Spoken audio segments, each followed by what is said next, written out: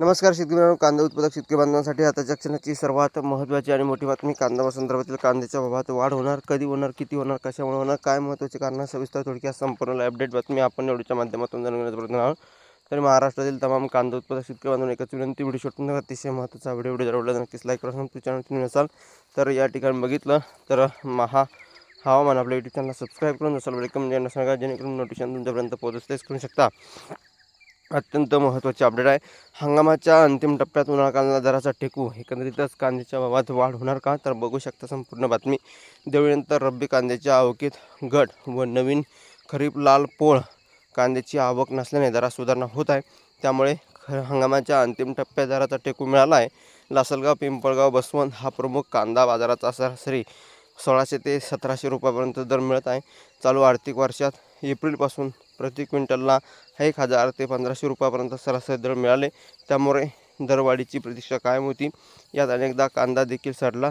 ज्यांनी विक्री केली त्यांचा उत्पादन खर्चही निघाला नाही. दिवाळीनंतर बाजार समितीत कांद्याचे लिलाव सुरू झाल्यानंतर 1100 ते 1350 रुपयाच्या दरम्यान कांद्याला प्रति क्विंटल दर या ठिकाणी मिळत होते.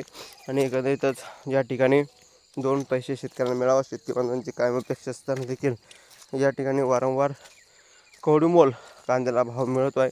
आणि अशा परिस्थितीमध्ये नेमकं करायचं तरी काय हा प्रश्न आहे. आणि या ठिकाणी कांदा व्यापारी या ठिकाणी निर्यातदार क्षितिज जैन यांचं काय म्हणणं आहे बघू शकता. लासलगाव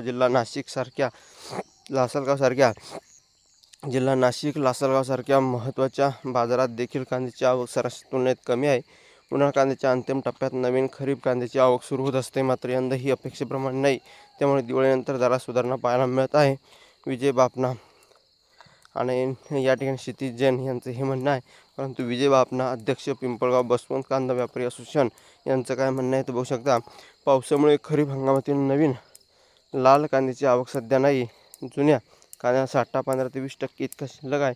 वाढती मागणी आणि पुरवठा कमी यामुळे दरात सुधारणा असल्याचं या ठिकाणी चित्र आहे. प्रामुख्याने पावसामुळे स्थिती निर्माण झाली आहे, त्यामुळे मागणी वाढणार असून तेजी येण्याची शक्यता आहे. धन्यवाद.